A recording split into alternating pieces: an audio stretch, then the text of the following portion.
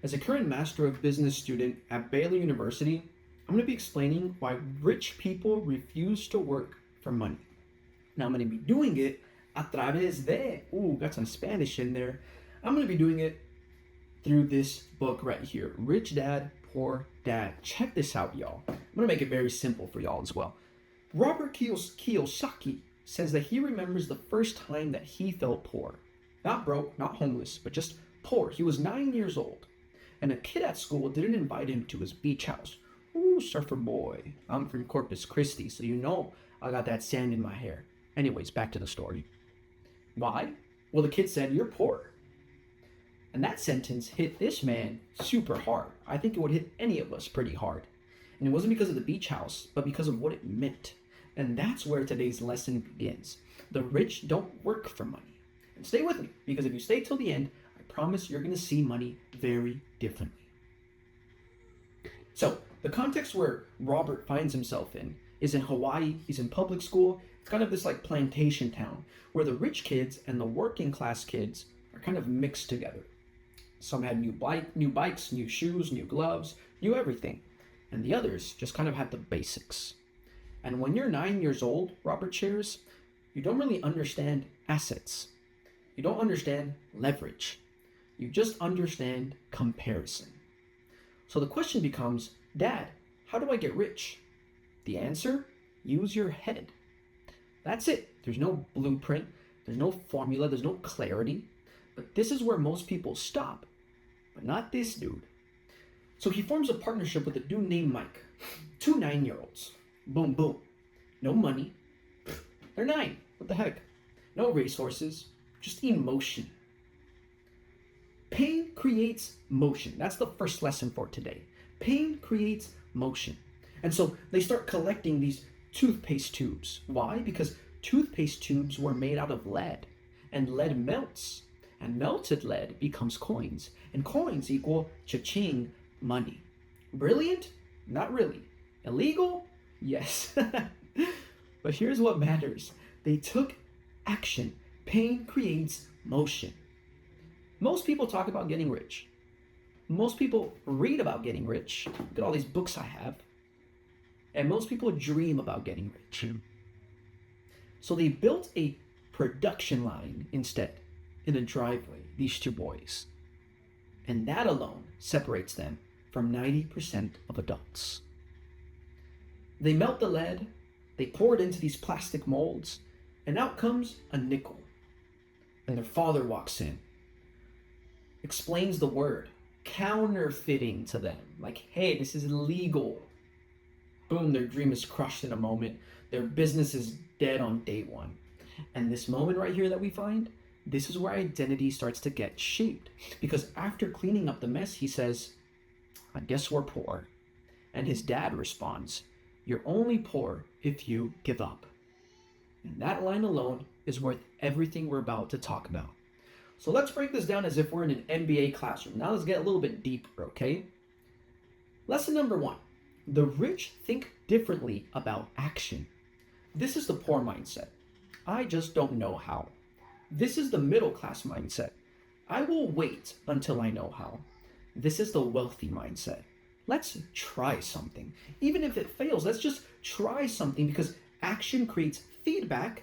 Feedback creates skill, and skill creates leverage. And you keep doing it over and over and over again, and you get this beautiful loop.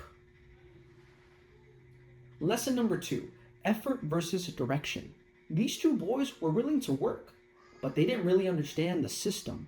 And this is where most people are stuck, working hard at the wrong thing, melting toothpaste tubes instead of learning about capital allocation. The rich don't work for money, they work to acquire systems. Lesson number 3, poverty is a mental state. You're only poor, like the dad said, if you give up. That means poverty isn't income, poverty is a surrender. And this is where the story shifts. So one of the boys asks his father, then how come you're not rich? And by that I mean Robert asks his dad, how come you're not rich then? His dad says, well, I chose to be a school teacher. I really don't know how to make money. That's honest, but it's also powerful. It holds meaning. So then he says something critical. How about you go talk to Mike's dad? Here's the second kind of MBA insight. A nice car doesn't mean wealth. A nice house doesn't mean wealth. A corporate job doesn't mean wealth. Jimmy's dad works for a sugar plantation. The company buys the car. If the company fails, then he has nothing. Mike's dad, on the other hand, owns warehouses, owns a construction company, owns restaurants, owns stores. So one works for money and one builds assets. That's the difference that we see. So when they go to Mike's house or Mike's dad's house, it's a small home. There's old furniture. It's kind of like simple living.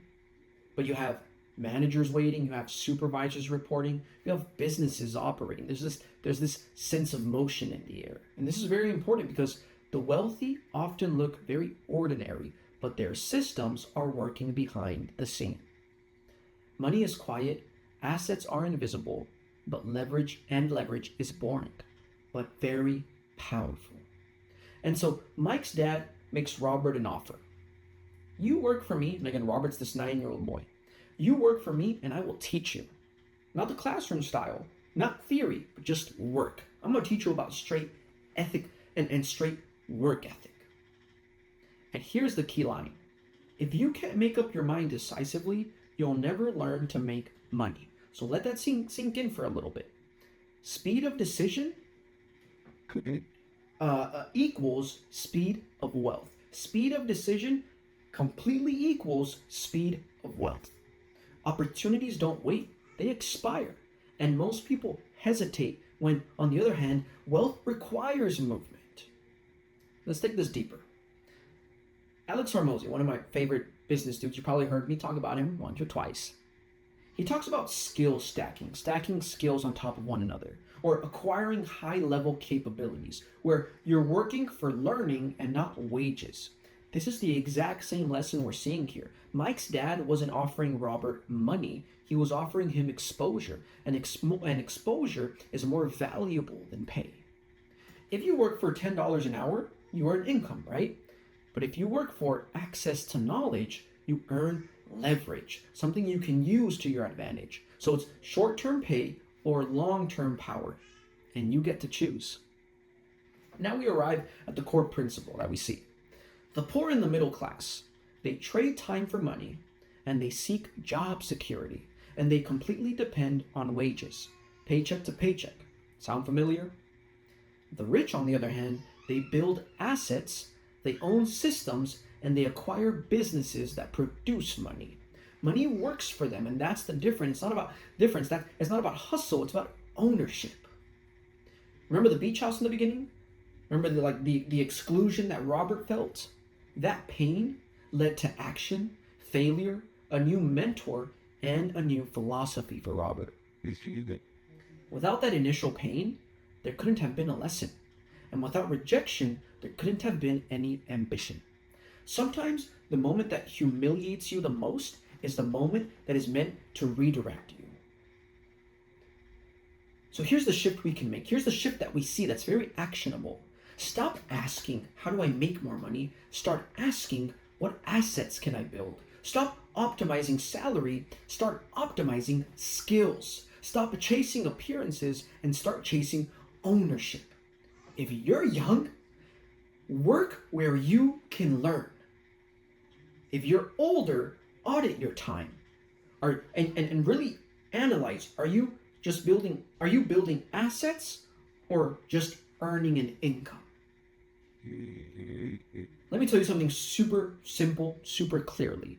Most people will never internalize or really fully understand this lesson. Instead, they'll just read the quote, highlight the sentence, and then post about it. But that's not going to change their behavior because they're gonna have the same circumstances because they've had the same behavior.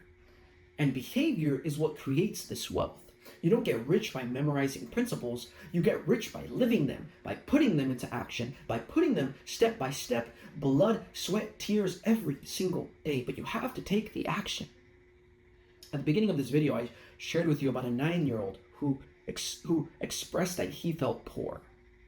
And by the end of this story, he realizes something super powerful. He wasn't poor. He was uneducated about money. And there's a difference. And the moment that you understand that difference, everything changes because you realize you're not stuck. You're just early. You are only poor if you give up. This isn't just like motivational fluff. It's a strategic principle because wealth is built by decision, exposure, ownership, and persistence, not by salary. So, what did we learn from Robert? Once you understand that money works for the rich, you're going to start asking the real question. How do I make money work for me? We'll catch you on the next one.